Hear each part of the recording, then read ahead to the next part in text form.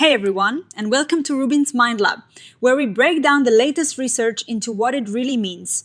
Ever wonder how the way you see yourself shapes the digital characters you create? Well, this new study might have a clue. Think about it. When you start a new video game, what is one of the very first things you do? You create an avatar, right? This digital you is your stand-in, your representative in the game world. It is your first impression. And the researchers here wondered if how you feel about yourself, your self-esteem, and whether you are trying to create a version of who you are or who you want to be actually makes creating that avatar easier or harder, and if that avatar even looks like you. So let's dive into what they did. They got together a group of undergraduate students, and they had them do something pretty interesting.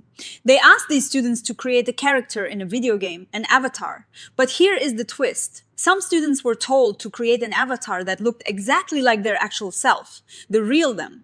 Others were told to create an avatar that looked like their ideal self, who they wish they could be, or who they want to present to the world. They used 3 different popular games with detailed avatar creation tools.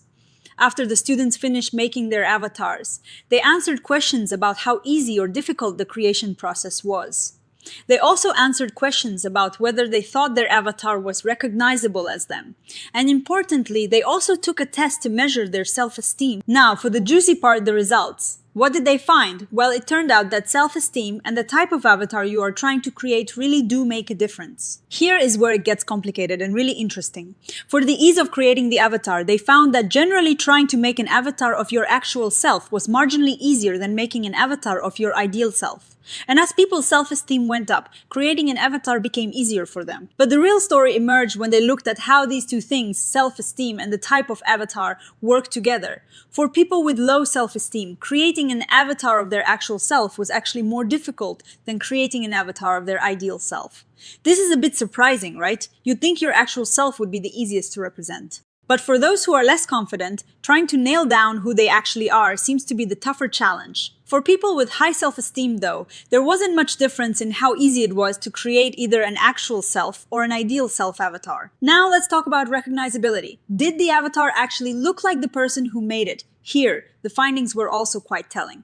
Overall, avatars made to represent the actual self were seen as more recognizable than avatars made to represent the ideal self. That makes sense. You are aiming for something closer to reality. But again, self-esteem played a big role. For people with low self-esteem, the avatars they made to represent their actual selves were more recognizable. This means that when they were trying to be themselves, they actually managed to create an avatar that looked more like them. On the flip side, for those with low self-esteem, the avatars they made to represent their ideal selves were less recognizable. It is like they struggled to bridge the gap between who they are and who they want to be in their avatar. For people with high self-esteem, there was no significant difference in how recognizable their actual or ideal self-avatars were. They also looked at whether the type of game mattered. It seems like the game genre might influence this a bit too. For example, in games like Baldur's Gate 3, which is fantasy, the pattern of results about recognizability was a bit different.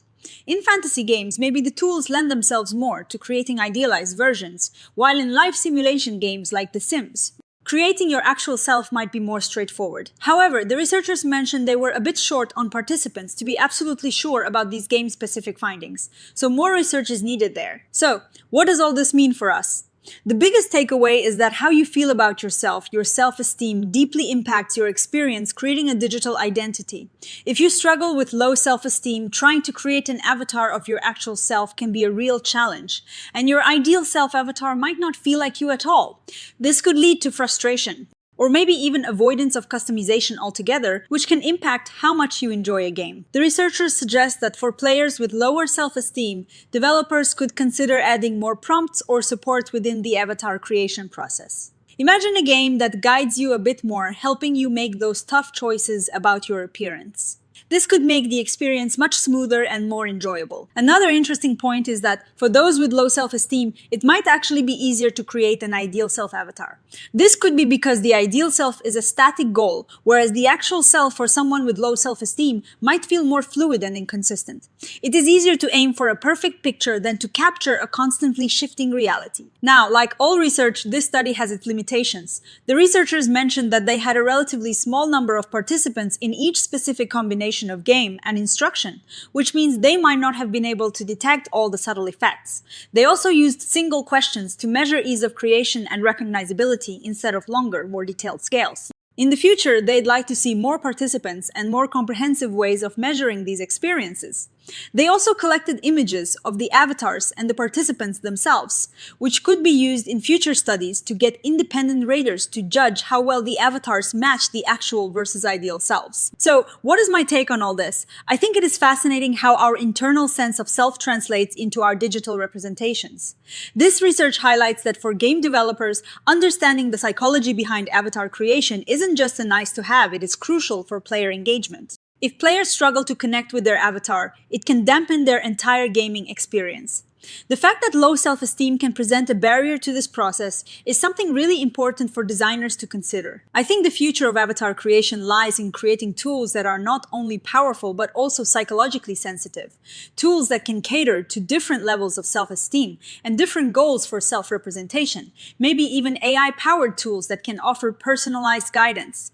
This study is a great starting point, showing us that the way we build our digital selves is deeply tied to how we build ourselves in the real world. What do you think?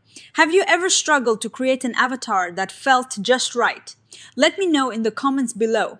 And if you enjoyed this dive into the psychology of avatars, please give this video a thumbs up. Subscribe to Rubin's Mind Lab for more breakdowns of fascinating research, and hit that notification bell so you don't miss our next video. Thanks for watching, and I'll see you in the next one.